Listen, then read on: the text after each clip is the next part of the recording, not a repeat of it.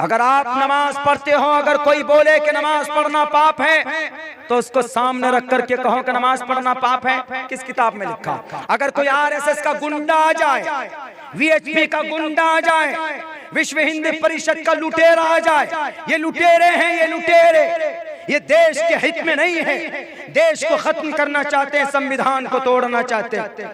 मेरे भाइयों, मेरी जुबान कड़वी जरूर है, लेकिन 1925 में जिनका जन्म हुआ, हम कब से लड़ रहे हैं? हम लड़ रहे हैं 1700 से। तुम्हारा जन्म हुआ कब? 1925 में। हमारा मिशन अंग्रेज से लड़ाई हमारी कब से जारी? 1755 से। हम तब से लड़ रहे हैं, और तुम हमें बताओगे कि नमाज मत पढ़ो। वाई? क्यों ना नमाज पढ़े? नमाज, because Allah said in the holy Quran, अकीमुस सलाह, नमाज पढ़ो। देयरफॉर आई एम ऑफरिंग सलाह, इसलिए हम नमाज पढ़ते हैं कि अल्लाह का फरमान है, अकीमुस सलाह। अगर कोई कहे कि नमाज पढ़ना पाप है, आरएसएस, बजरंग दल, वीएचपी, हिंदू महासभा, अगर इनमें से कोई आदमी कहता है तशद्दुद की वजह से, नफरत की वजह से, तो आप उसको प्यार से कहो कि नमाज पढ़ना अगर पाप है तो पूछो श्री रामचंद्र जी से। रामायण, महाभारत, रामायण के अंदर ये बात कही गई, जब श्री हनुमान जी ने कहा कि how can I pray, how can I worship of God, हम ईश्वर की भक्ति कैसे करें श्री मर्यादा पुरुषोत्तम? तो श्री रामचंद्र जी ने कहा कि पथमादार का, सीधे खड़े हो जाओ, दियोद दियन मुझे थे, थोड़ा झुक जाओ, तृतीयानन को डला कार्य, चतुर्थदेव चंद्र का, पंचम बिंदु संयुक्ता।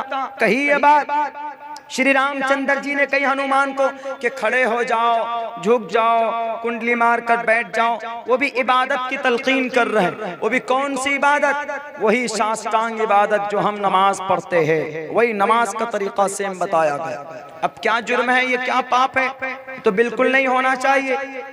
अगर नमाज, अगर कुरान की आयत की वजह से, पढ़ने की वजह से हम मुजरिम बन जाते हैं, तो आपके वैद में भी ये बात लिखी हुई है आरएसएस के भाइयों, तो आप अपने वैद से भी उस मंत्र को निकाल कर जला दो, मट्टी में, भट्टी में डाल दो।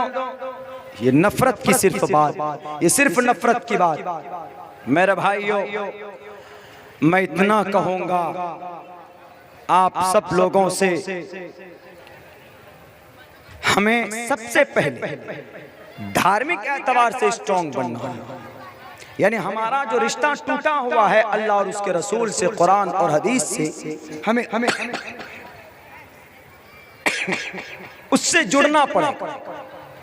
अगर हम नहीं जुड़ेंगे नौजवानों, अगर सिर्फ सेल्फी में एयरफोन लगाकर लॉलीपॉप, टॉलीपॉप, टॉलीवुड, लॉलीवुड, इन सब का गाना सुनने में अगर आपने अपनी उम्र बिता दिया, तो अल्लाह इतना डंडा मारेगा, इतना डंडा मारेगा कि आपका लाल कर देगा मार मार कर कमर। कि तुमको जवानी दी थी किस लिए? बॉडी बनाने के लिए। तुमने तो बॉडी भी नहीं बनाया, सिर्फ सेल्फी लेते थे। ला तदखुलुल मलाइकतु बैतन फीही कल्बुन व तसावीरुन। मैं इस टॉपिक पे बात नहीं करूंगा। सेल्फी जितने शौक से लेते, उतने शौक से हदीस याद करते, उतने शौक से कुरान पढ़ते नहीं पढ़ते। इसकी जरूरत अपनी जवानी अल्लाह पूछेगा, वन शबाबी फीमा अफना वन उम्री फीमा अबला। अपनी उम्र को कहां फना किए, जवानी कहां? लड़की के पीछे, गर्लफ्रेंड बनाने के पीछे बनाओ गर्लफ्रेंड। उधर योगी जी खड़े हैं क्या लेकर? लव जिहाद लेकर, डंडा लेकर। तुम अगर निकाह करोगे किसी भी गैर मुस्लिम लड़की से, वो कहेगा कि आ जाओ कान पकड़ लो, लव जिहाद का कानून हाथ में हथकड़ी डालकर जेल में डाल देंगे आपको। नहीं, मोहब्बत अल्लाह और उसके रसूल से कीजिए।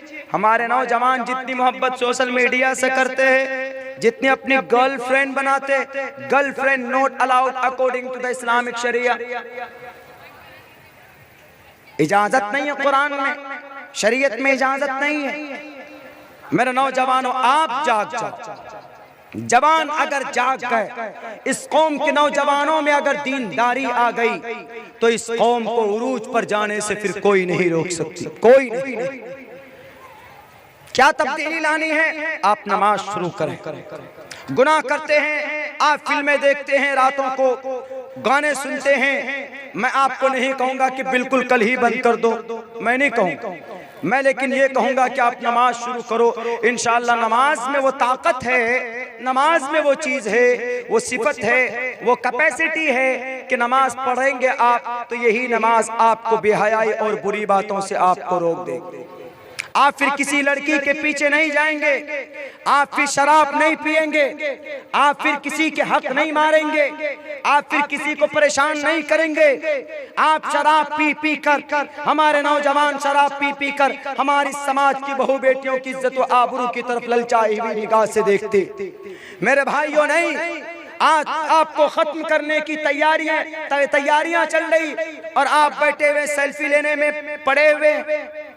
नहीं मेरे भाइयों, सेल्फी लेते हैं, सेल्फी उससे ज्यादा इंपॉर्टेंट आपकी ये जवानी, आपकी ये उम्र है। अल्लाह पूछ लेगा जवानी कहाँ खत्म करके आए, तो क्या जवाब दोगे मेरे जवानों? बताओ क्या जवाब दोगे? अल्लाह पूछेगा कि तुम्हारी जवानी थी, तुम्हारे सामने में गुलनाज की इज्जत लूटी गई, तुम्हारे सामने में बहन मनीषा की इज्जत लूटी गई, तुम्हारे सामने में 3 उन्नाव की बहन के अभी 5 दिन पहले इज्जत लूट कर उनको उनके दुपट्टे से पेड़ में लटका दिया गया, तुम्हारे सामने में कृषि बिल आए, अध्यादेश, what is need to bring out the अध्यादेश, what is need to pass, what is need to the grant the अध्यादेश किसानों के खिलाफ ये बिल आया। बहुत से लोग नहीं जानते कि अध्यादेश क्या, मैंने शायद किसी तकरीर में एक्सप्लेन किया अध्यादेश क्यों, ये किसान क्यों आंदोलन कर रहे हैं। बहुत से लोग बोलते हैं इसलिए आंदोलन कर रहे हैं कि उनके खिलाफ कानून आया। कैसे कानून आया उनके खिलाफ?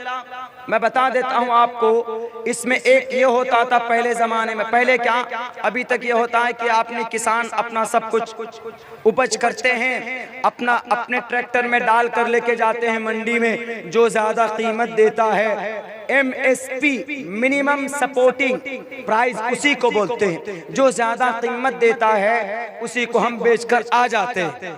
लेकिन अभी जो कानून बना है तो इस कानून में ये मिनिमम सपोर्टिंग प्राइस को कानून में लिखा नहीं गया है। सरकार तो बोलती है कि ये सपोर्टिंग प्राइस रहेंगे, लेकिन उसको कानून में नहीं लिखा। तो कानून में जब लिखा ही नहीं तो क्या एतमाद करें? अब से 5-6 साल पहले तो ये भी कहा था कि 15 लाख टका देंगे, 15 टका तक नहीं पहुंचा हमारे अकाउंट में। पहले बोले थे कि भाई नोटबंदी से इतना फायदा होगा, GST से ये फायदा होगा। हमारे खुद बिजनेस के अंदर कितना फर्क पड़ा है। मैं कपड़े का व्यापारी हूँ, हमारे दुकान के अंदर कितना लॉस हुआ। हम पहले माल लाते थे सूरत से, माल भीलवाड़ा से लाते थे, लेकिन अब हमारा से वहां से एक्सपोर्ट का काम रुक गया इसी GST की वजह से और नोटबंदी की वजह से। जो काम हमारा कलकत्ता में चलता वो काम हमारा ठप पड़ गया।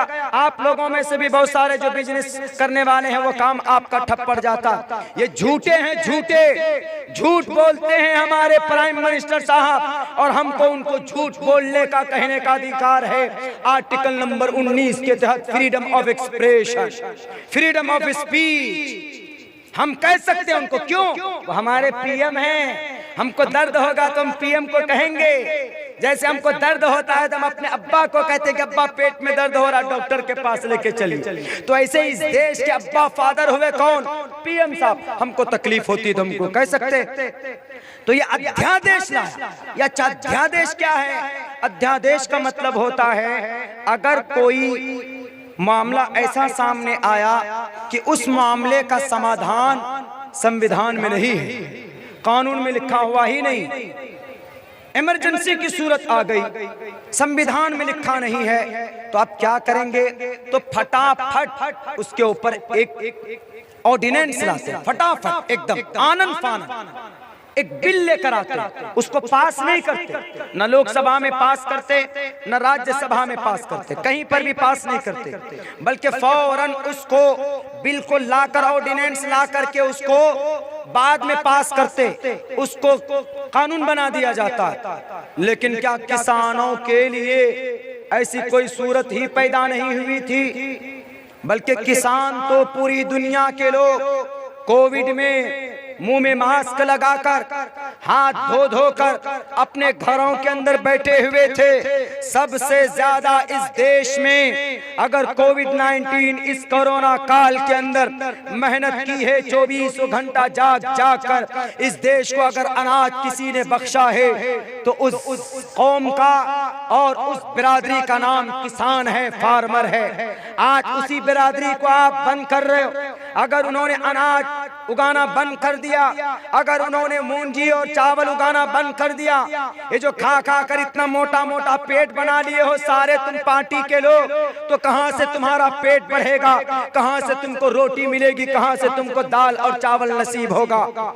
इसीलिए उनकी बातें सुननी चाहिए। अगर वो कहते हैं कि मंडी बंद नहीं, और एक क्या कानून आया इसमें पता है? इसमें क्या है? इसमें यह है कि बाहर से पाकुर से एक सेठ जी आएंगे आपकी बस्ती में, आपसे आके कहेंगे कि तुमको चावल उपज करना है, और चावल 5 महीना पहले आ जाएंगे। आने के बाद आपसे कहेंगे कि आपको चावल लगाना है, आपको हम कीमत अभी तय कर देते हैं 1000 रुपए क्विंटल। एग्रीमेंट बन जाएगा, वो पैसे दे देंगे आपको या पैसे नहीं देंगे, एग्रीमेंट बन जाएगा। अब आपका जो वो उसकी जो जमीन है 5-6 महीने के बाद में आप जो चावल लगाएंगे या धान लगाएंगे, तो 5-6 महीने के बाद अब वो आएंगे सेठ जी आपके पास। दो ही चीज होगी, या तो जो कीमत तय हुई 6 महीना पहले, या तो वही कीमत होगी या उससे ज्यादा कीमत होगी या कम कीमत होगी। अगर वही कीमत है तो कोई बात नहीं, चलो भाई 1000 में फैसला हुआ था, 1000 रुपए दे दो, कोई दिक्कत नहीं, दे दिया। लेकिन अगर कीमत ज्यादा हुई, 1500 रुपए क्विंटल हुआ मार्केट में, तो आपने कितना का एग्रीमेंट किया? किसान ने 1000 रुपए पर एग्रीमेंट किया। तो अब नुकसान हुआ कि नहीं हुआ? किसानों का नुकसान हो जाएगा। लेकिन अगर कीमत घट गई, 800 रुपए क्विंटल है, और अब वो सेठ जी आके कहता है कि अरे भैया 1000 रुपए का फिक्स तो हुआ है तुम्हारे मेरे बीच में, लेकिन मार्केट में 800 रुपए का, 800 रुपए का देना है तो दो, नहीं तो हम जा रहे हैं। अब वो बेचारा किसान तो मर जाएगा, वो मंडी में भी नहीं बेच सकता। क्यों? क्योंकि इसका एग्रीमेंट इसी के साथ हुआ। उसको लामहला किसको देना होगा? इसी को देना होगा, सीठ जी को देना होगा, अंबानी और अदानी के खानदान के मानने वालों को देना होगा। अब अगर वो सेठ भाग जाए तो उस पर क्या कानूनी कार्रवाई होगी? तो संविधान में जो भी कानून बना उसमें लिखा हुआ नहीं। किसानों का यही कहना है कि ये भी बात लिखो इसमें कि अगर वो सेठ भाग जाएगा तो हम उसको कानूनन सजा देंगे। ये चीज लिखी हुई। क्या समझते हैं आप? इस देश के लोगों को बेवकूफ बनाएंगे, इस देश के लोगों को पागल बनाएंगे। अब मेरे नौजवानों, मेरे मुस्लिम भाइयों, इस पिंडाल में, इस ऑडियंस में मेरे हिंदू और मेरे मुस्लिम भाइयों में दोनों से अनुरोध करता हूं, अगर आप इज्जत की जिंदगी जीना चाहते हैं तो अपने नस्ल को, अपने नौजवानों को, अपने बच्चों को तालीम दीजिए। बेटी हो या बेटा हो, एजुकेशन मस्ट है। अगर आप तालीम नहीं देंगे अपने बच्चों को तो मैं आपको लिख के कहता हूं, मैं भी इसी धरती में रहूंगा। अगले 40-50 साल तक अगर अल्लाह ने जिंदगी दी तो अगले 50 साल में देख लीजिएगा कि इस धरती के अंदर अनपढ़ गवार लोगों को शूद्र माना जाएगा, उनको छूत माना जाएगा, बल्कि उनको गुलाम बना लिया जाएगा। अगर आप पढ़े लिखे होंगे तो आप अपनी आवाज बुलंद कर पाएंगे। अगर आप जाहिल हैं, पढ़ा लिखा नहीं है आपका बच्चा, तो वह अपनी जिंदगी घुट घुट कर जीने पर मजबूर हो जाएगा, उसको उसका हक नहीं मिलेगा। इसीलिए तालीम बहुत जरूरी, कुरान की भी तालीम जरूरी है और संविधान की भी तालीम जरूरी है, और साइंस भी जरूरी है, डॉक्टरेट भी जरूरी है, लॉ भी जरूरी है, मैथ भी जरूरी है। साइंस कहां से निकला? कुरान से निकला। कुछ लोग बोलते हैं कि आपके कुरान तो रेडिकलाइजेशन है, बुनियाद परस्त है। हमने कहा नहीं रे भाई, बुनियाद परस्त नहीं है कुरान। कुरान ने जमीन से लेकर चंद्रमा तक पहुंचाया। कैसे? तेज रफ्तार हवाई जहाज के जरिए से, एयर में, स्पेस में एयर गया, जेट गया, हवाई जहाज पहुंचा। हवाई जहाज कहां से बना? किसने पता दिया? कुरान ने पता दिया। वल खैल वल बिगाल वल हमीर लितरकबूहा वज़ीना व यखलुकु मा ला तालमून। अल्लाह तबारक व तआला ने तेज रफ्तार, अल्लाह तबारक व तआला ने घोड़े बनाए, गधे और खच्चर बनाए ताकि तुम सवारी करो। व यखलुकु मा ला तालमून, अल्लाह ऐसी सवारी पैदा करेगा जिन्हें तुम नहीं जानते। बताइए कुरान में लिखा हुआ है कि नहीं है? वैज्ञानिक साइंटिस्ट कहाँ से बनता है, कहाँ से निकलती है उसकी दिमाग में अकल कहाँ से आती है? और कोई भी वैज्ञानिक उस वक्त तक कामयाब नहीं हो सकता जब तक वह अपने प्रोडक्ट में लोहे का इस्तेमाल न कर ले। लोहे का तज़किरा कुरान में वअंज़लनल हदीद फीही बासुन शदीद व मनाफ़िउ लिन्नास, कुरान में है हमने लोहा पैदा किया, उसके अंदर बहुत सारे मुनाफे हैं। मिसाइल बनाया जाएगा तो लोहे का इस्तेमाल होगा। अभी नासा अमेरिका ने 5वां मर्तबा चंद्रमा में, चांद में उस जगह के ऊपर कदम रखा है जिस जगह पर ऑक्सीजन मिलने का पूरा चांसेस है। वहां पर पानी देखा गया है, उस जजीरे के ऊपर पानी देखा गया है। और उस चांद के ऊपर, उस जजीरे के ऊपर नासा ने, अमेरिका ने अभी 5 दिन पहले 7 महीने के लंबे सफर के बाद 47 करोड़ मील के सफर के बाद, 7 महीने के सफर के बाद अपने रोवर को वहां पर लैंडिंग की है। लेकिन इसमें एक दिलचस्प बात है, मैं वो आपको बताऊंगा कि रोवर कैसे बनते। लोहे से बनता। लोहा कहां से आता? लोहे का पता किसने दिया? अल्लाह के कुरान ने दिया। वअंज़लनल हदीद फीही बासुन शदीद। एक से एक चीजें कुरान करीम के अंदर मौजूद है। अगर मैं मैथमेटिशियन हूं, मैथ का मतलब हिसाब किताब जोड़ घटा, कुरान में है फलयक्तुब बैनकुम बिल अदल, लिखो हिसाब किताब करो। अल्लाह ने कुरान में 1450 साल पहले नाजिल कर दिया। इसलिए इस धरती पर कुरान को शक की निगाह से देखने वालों, कुरान को तरक्की में रुकावट मानने वालों, तुमने कुरान को सही से पढ़ा नहीं। तुम कुरान को सही से पढ़ते तो आज कुरान के ऊपर एलिगेशन से नहीं लगाते। इसलिए मैं कहता हूँ, मैं शायद एक बदनाम मुकर्रिर हूँ जिसको मैं लोगों को ये कहता हूँ पूरे दलाइल के साथ कि 1847 के अंदर, 1847 में मैथ, साइंस, इन सब चीजों को दीन से अलग कर दिया गया। सिर्फ कुरान और अहादीस की तालीम को दीन की बुनियादी दीन, असल दीन माना गया। ये अंग्रेज की एक साजिश थी। उस अंग्रेज ने देखा कि अगर मुसलमान बच्चे साइंटिस्ट बनने लगे, अगर मुसलमान बच्चे अगर मिसाइल बनाने लग गए तो फिर मुसलमान हावी हो जाएंगे। उसने 1847 में एक लॉर्ड हॉस नाम का एक अंग्रेज ने अलग किया। साइंस को अलग, मैथ को अलग, पायलट को अलग, डॉक्टरेट को अलग, एकेडमिक क्वालिफिकेशन को अलग कर दिया और कुरान को, हदीस को, शरीयत को अलग कर दिया। नहीं तो हर चीज कुरान के अंदर मौजूद, साइंस कुरान में मौजूद, और जनाब डॉक्टरेट कुरान में मौजूद, मैथ कुरान में मौजूद, गणित कुरान में मौजूद, दुनिया की तमाम के तमाम उलूम व फनून कुरान करीम के अंदर मौजूद है। उसको देखने वाला चाहिए, उसको निकालने वाला चाहिए, उसको समझने वाला चाहिए। इसीलिए मैं कहता हूं दो टोक लफ्जों में, मेरे सीने में कुरान है दुनिया वालों। पूरी दुनिया के अंदर कामयाबी का झंडा लहराया जा सकता है। डॉक्टर APJ अब्दुल कलाम कुरान पढ़ना जानते थे। शायद कुरान करीम पढ़ करके इस देश को उन्होंने मिसाइल बना करके दिया। और ऐसे मिसाइल नहीं बना कर दिया, दुनिया में आज तक जितने भी लोग जमीन से लेकर चांद पर पहुंचे हैं, जितना पैसा खर्चा हुआ है उन लोगों का, अमेरिका वालों का, जापान वालों का, डॉक्टर APJ अब्दुल कलाम ने उनसे आधे खर्च में जमीन से लेकर चांद तक सफर करवाया। आधे खर्च में है। कोई माए का लाल दिखाओ ऐसा साइंटिस्ट, लेकिन डॉक्टर APJ अब्दुल कलाम थे क्यों कुरान पढ़ना जानते थे।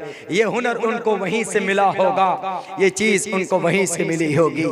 इसीलिए मैं कहा करता हूं कि मेरे भाइयों, अगर आपने तालीम का रास्ता अपनाया, बल्कि मेरा अब ये कहना तक महदूद नहीं होना चाहिए, बल्कि मैं कहूँगा आपके लिए फर्ज है।